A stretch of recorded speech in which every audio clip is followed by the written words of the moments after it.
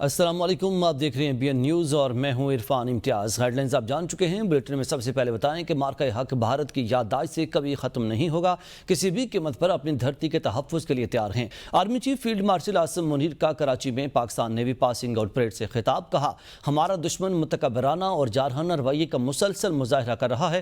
گزشتہ چند برسوں میں بھارت نے دہشت گردی کے خلاف کارروائی کے بہانے 2 بار پاکستان پر بلا وجہ حملے کیے۔ خطے میں مستحکم امن مسئلہ کشمیر کے حل کے بغیر ناممکن ہے۔ دہشت گردی کے خلاف جنگ کو منطقی انجام تک پہنچائیں گے۔ ترقی کے لیے عوام، حکومت اور افواج کے درمیان مضبوط تعلق ناگزیر ہے۔ آئی ایس پی آر کے مطابق شمالی وزیرستان کے علاقے میر علی میں بھارتی حمایت یافتہ دہشت گردوں کی جانب سے سیکورٹی فورسز کے قافلے پر خودکش حملہ، قوم کے 13 جوان مادر وطن پر قربان ہو گئے۔ جوابی کارروائی میں 14 دہشت گرد ہلاک ہو گئے۔ وزیرستان میں بھارتی حمایت یافتہ دہشت گردوں کا سیکیورٹی فورسز کے قافلے پر بزدلانہ وار، مادری وطن پر قوم کے 13 جوان قربان۔ آئی ایس پی آر کے مطابق شمالی وزیرستان کے علاقے میر علی میں بھارتی حمایت یافتہ دہشت گردوں کی جانب سے سیکیورٹی فورسز کے قافلے پر خودکش حملہ کیا گیا۔ جوابی کارروائی میں 14 دہشت گرد ہلاک ہو گئے۔ آئی ایس پی آر کے مطابق دہشت گردوں نے دھماکہ خیز مواد سے بھری گاڑی قافلے سے ٹکرائے۔ وطن پر قربان ہونے والے جوانوں میں صوبیدار زاہد اقبال، حوالدار سہراب خان، حوالدار میاں یوسف، نائک خطاب شاہ، لاس نائک اسماعیل، سپاہی روہیل، سپاہی محمد رضوان، سپاہی نواب، سپاہی زبیر احمد، سپاہی محمد سخی، سپاہی ہاشم عباسی، سپاہی مدثر اعجاز اور سپاہی منظر علی شامل ہیں۔ آئی ایس پی آر کے مطابق پاکستان کی مسلح افواج ہر قیمت پر ملک دشمن عناصر کا صفایا کرنے کے لیے پرعزم ہے اور ایسے ہی بزدلانہ حملے ہمارے حوصلے پست نہیں کر سکتے۔ خیبر پختونخوا میں بارشوں، سیلاب اور لینڈ سلائیڈنگ سے 19 افراد جاں بحق، 6 زخمی۔ پی ڈی ایم اے کے مطابق حادثات میں 6 مرد، 5 خواتین اور 8 بچے جاں بحق ہوئے۔ رپورٹ کے مطابق سب سے زیادہ سوات میں 13 افراد جاں بحق ہوئے۔ ایبٹ آباد، چارسدہ، شانگلہ، مالاکنڈ، دیر لوئر اور ترغر میں بارشوں سے 56 مکانات کو نقصان پہنچا، 6 مکمل تباہ ہوئے۔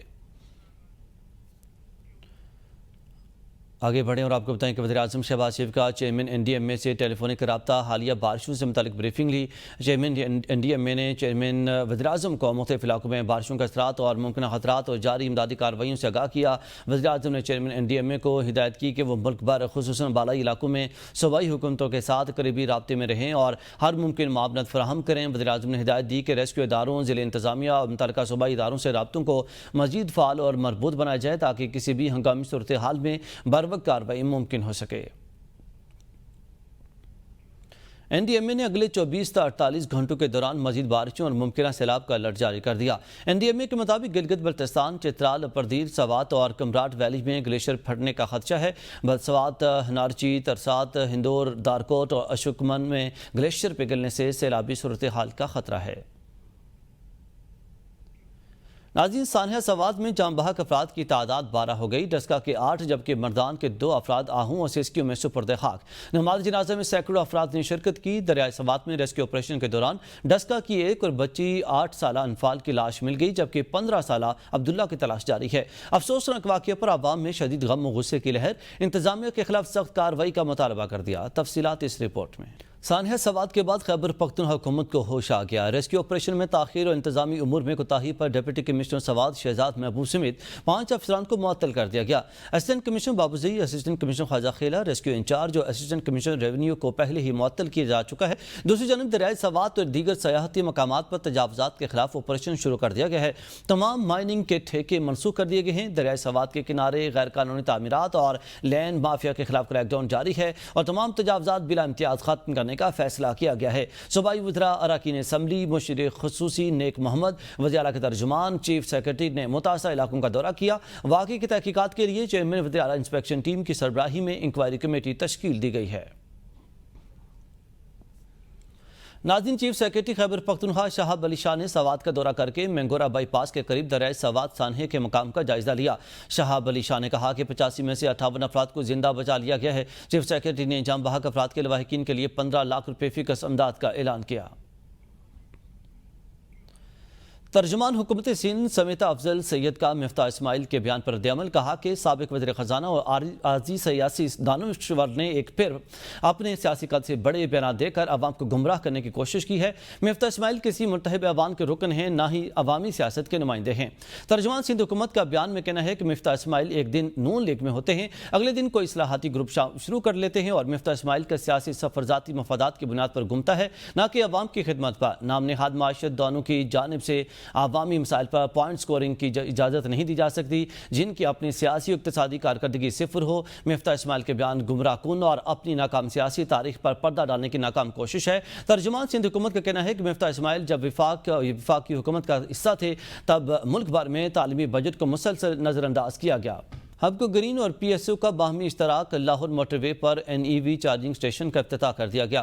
منصوبے کے تحت M2 پر جدید چارجنگ اسٹیشن قیام سے اب تو آٹو موبائل کو جدید سہولت میسر ہو سکے گی۔ اس موقع پر افتتاحی تقریب سے ہبکو کے CES کامران کمال نے کہا کہ ہبکو گرین ہمارے ویژن کی عکاسی کرتا ہے، جس کے تحت مستقبل میں ٹرانسپورٹ کی ضروریات پوری کی جائیں گی۔ ہماری بنیادی ترجیح و پائیدار کو فروغ دینا ہے اور ماحول دوست طور پر آٹو موبائل سیکٹر کی ترقی ہے۔ انہوں نے کہا کہ پی ایس او کے ہمارا اشتراک اس ویژن کے لیے بڑا اقدام ہے۔ ہم ملک کو سرسبز اور ماحول دوست بنانے کے عزم کی تجدید کرتے ہیں۔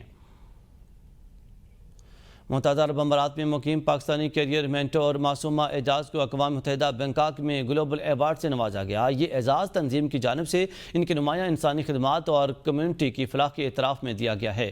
معصومہ اعجاز گزشتہ کئی سالوں سے UAE میں روزگار کے متلاشی افراد کو مفت رہنمائی اور کیریئر کونسلنگ فراہم کر رہی ہیں۔ ان کا کہنا تھا کہ ان کی کمیونٹی کے لیے کی گئی انتھک محنت اور انسانیت کی خدمت کو بین الاقوامی سطح پر تسلیم کیا گیا ہے، جس کے باعث پاکستان کا پوری دنیا میں نام روشن ہوا ہے۔ یہ ان کی زندگی کا بڑا سنگ میل ہے۔ اتحاد بین المسلمین پنجاب کمیٹی کا بین المسالک ہم آہنگی کے لیے علماء مشائخ کا اجلاس ہوا۔ سینئر وزیر مریم اورنگزیب نے وزیر اعلیٰ مریم نواز شریف کی نمائندگی کرتے ہوئے اجلاس کی صدارت کے تمام مکاتب فکر کے جید علماء مشائخ، امن کمیٹی اور مذہبی قائدین نے شرکت کی ہے۔ اجلاس میں چیئرمین رویت ہلال کمیٹی آغا حسین قزل باش اور چیئرمین نظریاتی کونسل پاکستان علامہ راغب حسین نعیمی، علامہ طاہر اشرفی سمیت دیگر علماء کرام نے شرکت کی۔ اس موقع پر علماء کرام کا کہنا تھا کہ محرم حرام کا تقدس ہم سب پر فرض ہے۔ ہم کسی بھی قسم کی مذہبی منافرت یا اشتعال انگیزی کو برداشت نہیں کریں گے اور حکومت کے ساتھ مکمل تعاون کریں گے۔ علماء کرام نے پنجاب حکومت کی جانب سے محرم الحرام کے پرامن انعقاد، سیکورٹی، صحت، پانی، لنگر اور صفائی جیسے انتظامات کو قابل تقلید اور قابل تحسین قرار دیا ہے۔ علماء نے فرقہ واریت کے خاتمے اور اتحاد بین المسلمین کے فروغ کا عزم دہرایا۔ خیبر پختونخوا میں ہر سال بارشیں، ہر سال ندی نالوں میں طغیانی، ہر سال سیاحوں کے اموات معمول بن گئی ہیں، مگر خیبر پختونخوا حکومت کی کارکردگی نہ بدلی۔ سانحہ سواد پر صرف ڈی سی کی معطلی کافی نہیں، اصل ذمہ داری وزیر اعلیٰ پر عائد ہوتی ہے، ان کو معطل کرنا چاہیے۔ وفاقی وزیر اطلاعات عطا اللہ تارڑ کا کہنا ہے کہ وزیر اعلیٰ کا بیان ہے کہ خیمے دینا ان کا کام نہیں، ناقابل قبول ہے۔ اگر ریسکیو اور خیمے دینا آپ کا کام نہیں تو پھر کیا ہے؟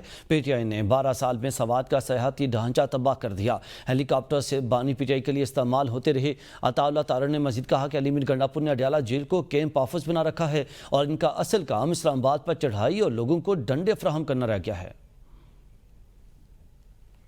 مزید اپڈیٹس کے لیے دیکھتے رہیے ABN نیوز، کیونکہ ABN ہے قوم کی سوچ۔